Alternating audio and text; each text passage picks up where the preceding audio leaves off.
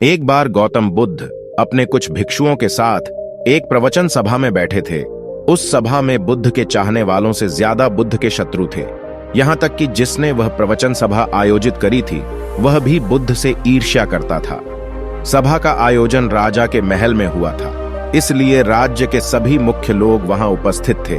बुद्ध सभा में जाने से पहले ही जानते थे कि सभा में उनके विरुद्ध कोई ना कोई षड्यंत्र अवश्य रचा जाएगा।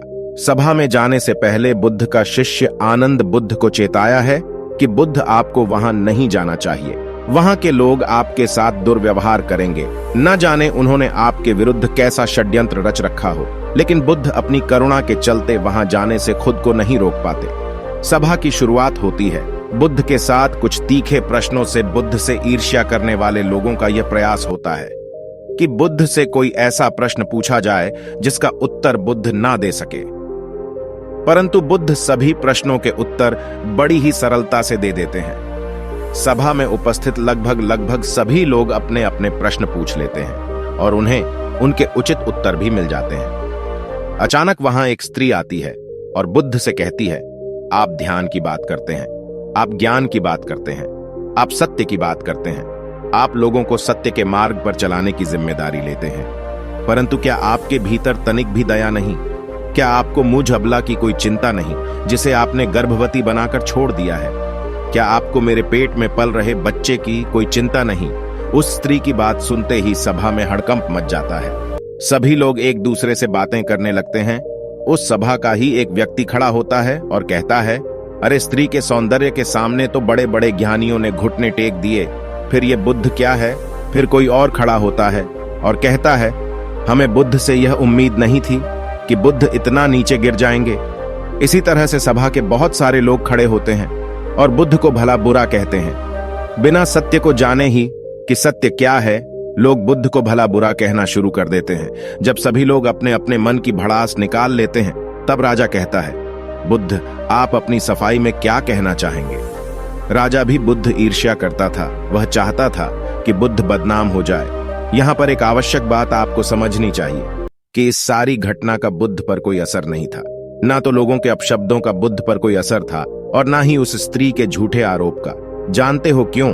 क्योंकि बुद्ध जानते थे कि सत्य क्या है, वह अपनी नजर में ठीक थे। सूत्र यही चाहे पूरी दुनिया आपके खिलाफ हो जाए, अगर आप अपनी नजर में ठीक है, अगर आप जानते हैं कि आप सत्य के साथ हैं, तो आपका कोई कुछ नहीं बिगाड़ सकता। सभा के सभी लोग संदेह में थे, यहाँ तक कि बुद्ध के कुछ नए भिक्षु भी संदेह में पड़ गए थे।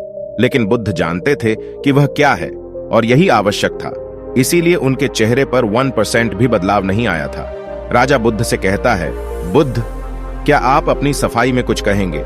बुद्ध उस स्त्री से कहते हैं, पुत्री इस पूरे ब्रह्मांड में केवल 2 ही लोग इस सत्य को जानते हैं कि तुम सत्य कह रही हो या असत्य। इससे पहले कि बुद्ध कुछ आगे कहते, वह स्त्री बुद्ध से अपनी नजरें चुराने लगती है। असत्य का सहारा लेने का अर्थ है कि आप अपने भीतर डर का बीज बो रहे हैं।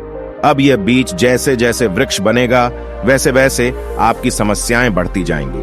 उस सभा का ही एक व्यक्ति उस स्त्री से कहता है, तुमने बहुत बड़ी बात कही है।